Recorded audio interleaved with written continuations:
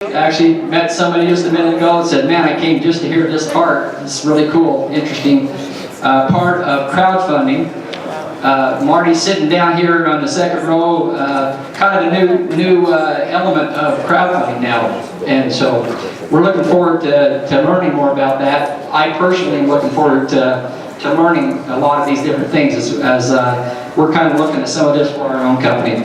So let's get rolling. I'm excited to bring up Marty with us today, and Marty is a partner with the regional corporate finance law firm, Carman, Lehnhof, Israelsen. He focuses his practice on private and public finance and securities, with a particular focus on crowdfunding through Reg CF, Reg A+, and Reg D. Everybody know what that is? Yeah, me neither. You got your work cut out, Marty. Marty participated in drafting and comment process of the 2012 Jobs Act, which you heard Neil talk about and reference earlier today. So Marty helped participate in the drafting and comment of that and the regulations for regulation crowdfunding, and has advised many top crowdfunding platform operators, issuers, investors, and service providers. Over the past 18 months, Marty's practice has shifted to include blockchain technology law, cryptocurrencies, token sales, and ICOs. Also a new term that some of you probably don't know. Marty will probably touch on that. His clients include token issuers and developers throughout the world. Marty speaks regularly on this topic. He was the keynote speaker at the Asian IFX Expo in Hong Kong, and will be speaking at the upcoming North American Crypto Invest Summit. He is an avid backcountry skier and cyclist. So with that, please welcome up here to the stage Marty Tate.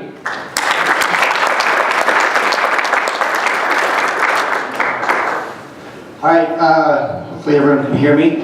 I'm excited to be here. As was mentioned, I've been practicing securities law for going on 20 years, and I got into the crowdfunding space in about 2010. I had a client that was a peer-to-peer lender. It was before the Jobs Act. They were trying to figure out how to do this peer-to-peer lending. We followed a model that was being used by Lending Club and Prosper. The Jobs Act came along, and I was involved in that process. Was involved in the regulations there. What the Jobs Act did was, 2012 Jobs Act, it basically allowed a lot of these companies, we mentioned Kickstarter and Indiegogo, they do a lot of the rewards-based and donation-based. What it is, allowed people to do equity crowdfunding. That's selling stock or debt in their company over the internet.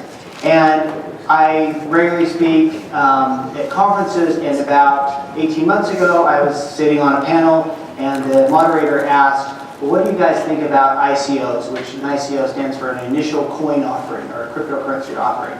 And I knew a little bit about it, and we all kind of talked about it, and I said, but I think this is kind of a passing phase. I think we're in a bubble, and I don't fully understand it. Fast forward a few months later, I'm at a conference in Washington, D.C., get asked similar questions, and I said, I don't get it. I think that we're kind of peaked out. Bitcoin at the time was at about $1,500. And I said, I think we've kind of maxed out. I think it will probably crash. A few months later, it was up to 20,000, and my credibility went out the window. So don't come to me for any investment advice, because I would fail you. But all right, maybe this way. All right. So what are cryptocurrencies? They're digital assets. They represent either the right to receive something, such as the right to receive a share of revenue. They might be a right to receive, they might be equity, or they might just be the right to get access to software, or to be able to vote, or to be able to download apps. So there are any number of things. The benefits is they're really easy to use. They're anonymous. They're the absence, number 6, the absence of government regulation. That's what makes it bloom. And they're distributed on what's called blockchain, which is a distributed ledger technology. So if you think of most technology puts everything in a centralized location and a centralized database. The blockchain distributes that information across this infinite scale and allows people.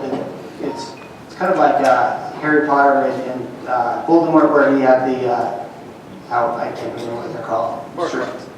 The Horcrux. There you go. Separate yourself out. Knew somebody would be able to get that. So it's kind of like that idea.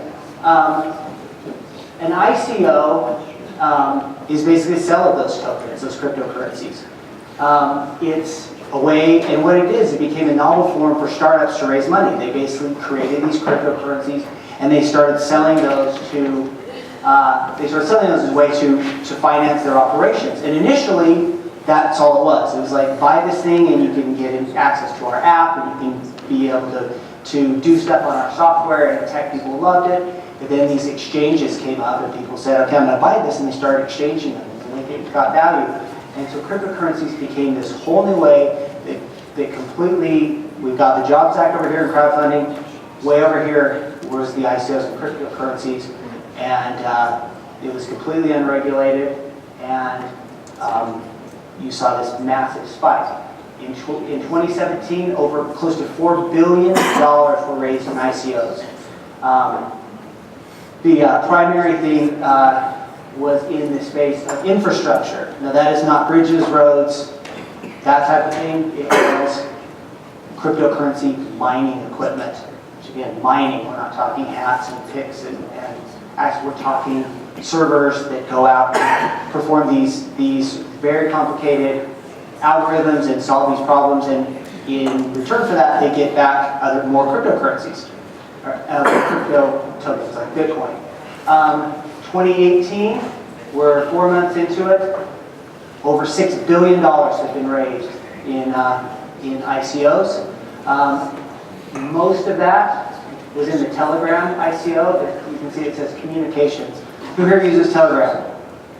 Anyone? Oh, okay, a few people. Telegram is like chat rooms for people on the blockchain, right? That's how ICOs get promoted.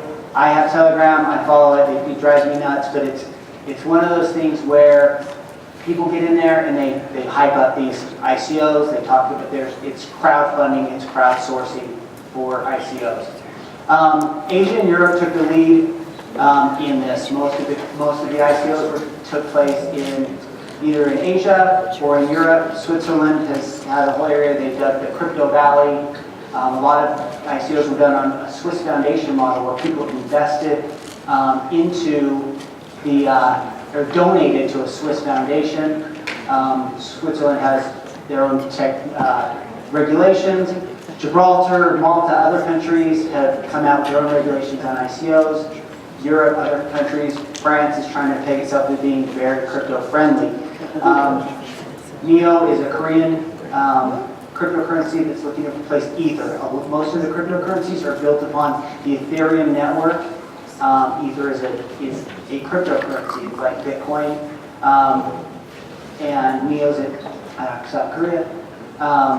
Japan has been very supportive, and Japan also has the Crypto Girls, which is a J-pop band.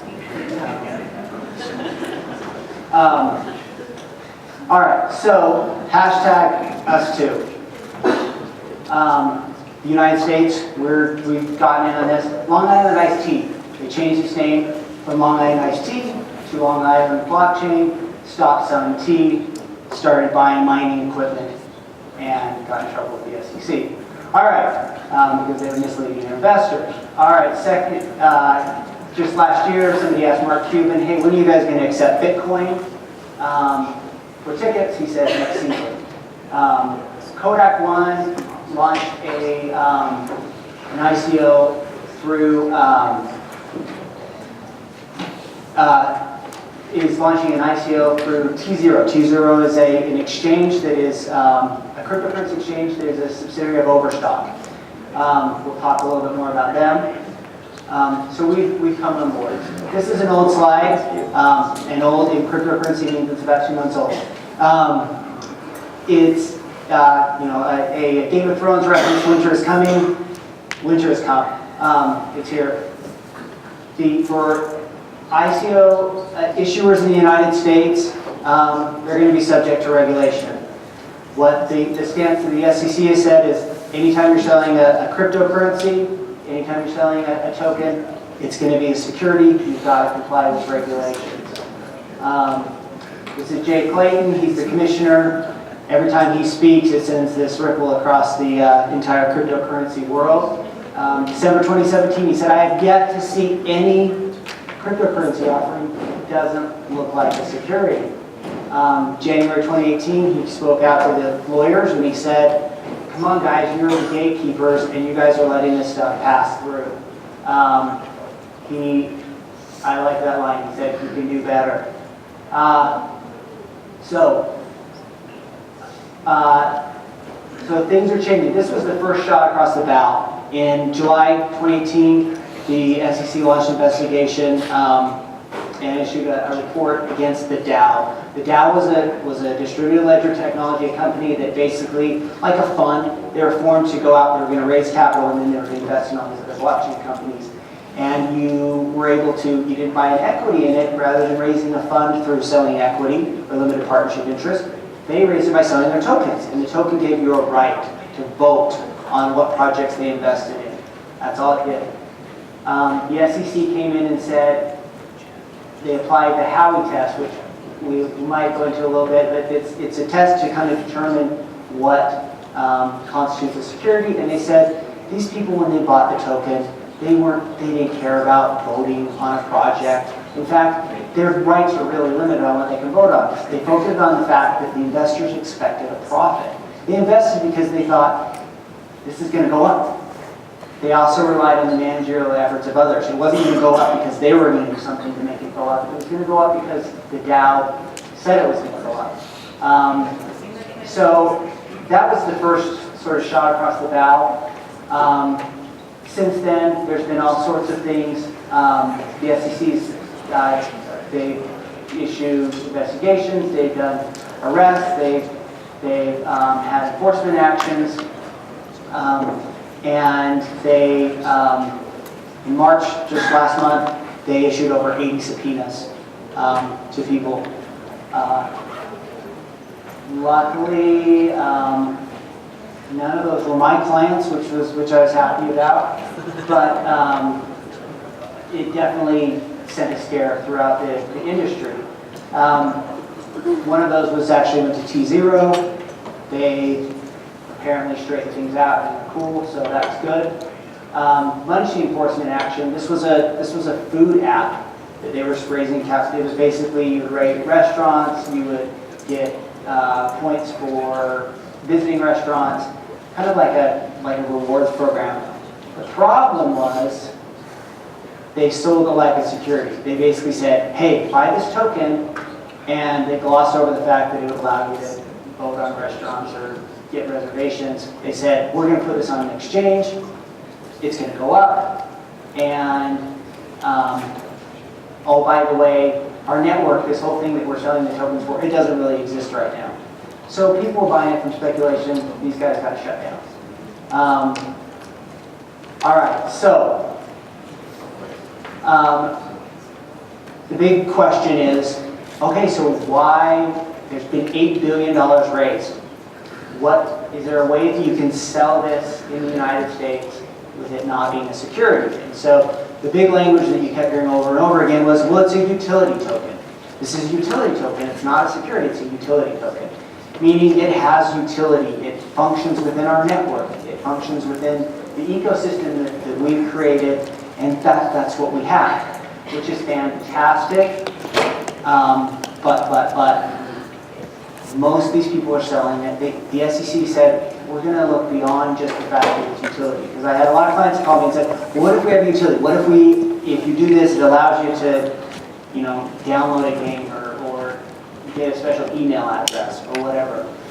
That's not going to cut it. The utility, the FCC said, we're going to apply the Howey test, and we're going to look at this and say, why are the investors investing? And the Howey test is a 1946. It's an old test that was used to determine whether an investment contract was a security. Investment contract was just this vague language in the 1933 Act that says they're listing the good stock, notes, so forth, and then you have an investment contract. And they said, well, what's an investment contract?